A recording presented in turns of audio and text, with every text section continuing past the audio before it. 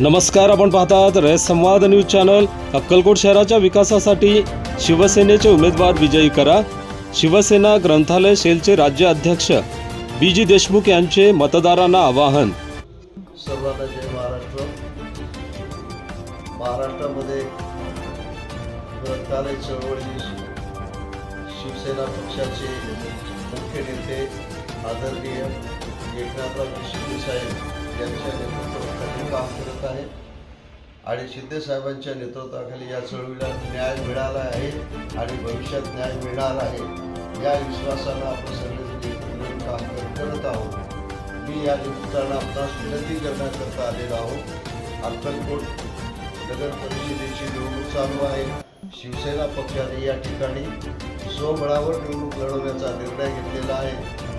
विरोधी पक्षाचे किंवा अन्य लोकांना असं वाटतं की युतीमध्ये काहीतरी फरक पडला म्हणून शिंदे साहेब स्वबळावर लढत आहेत, पण शिंदे साहेबांनी जो निर्णय घेतलेला आहे जास्तीत जास्त कार्यकर्त्यांना न्याय कसा देता येईल आणि जास्तीत जास्त कार्यकर्त्यांना निवडणुकीच्या प्रक्रियेमध्ये कसं जोडता येईल या हेतूने या उद्देशाने आपण या ठिकाणी स्वबळावर निवडणूक लढवत आहोत। खूपच वातावरण चांगलं आहे। शहरातली ग्रंथालय चळवळ या ठिकाणी कामाला लागलेली आहे। ग्रंथालयाचे काही उमेदवार सुद्धा या ठिकाणी पाहायला मिळत आहेत, ही चांगली बाब आहे। मला असं वाटतं अक्कलकोटची सीट निघालेली आहे हे निश्चितच या ठिकाणी मला आपल्या सगळ्यांना विश्वासानं सांगायचं आहे।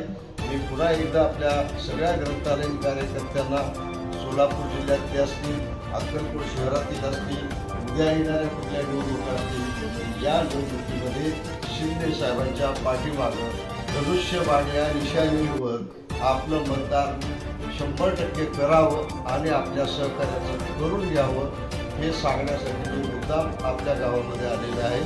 जय हिंद, जय महाराष्ट्र।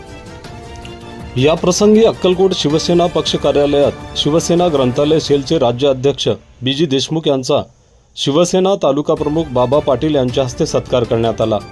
यावेळी शिवसेना ग्रंथालय सेलचे मराठवाडा अध्यक्ष दीपक गिरी, जिल्हाध्यक्ष देवीदास राठोड, हमीद गिलकी, चव्हाण, पिरजादे, पुजारी, स्वामीराव गायकवाड, नंदकुमार जगदाळे, राजेश जगताप, बसवराज अळलोळी आदी उपस्थित होते। आपल्या परिसरातील बातम्या पाहण्यासाठी रयत संवाद न्यूज चॅनलला सबस्क्राईब करा, शेअर करा, लाईक करा।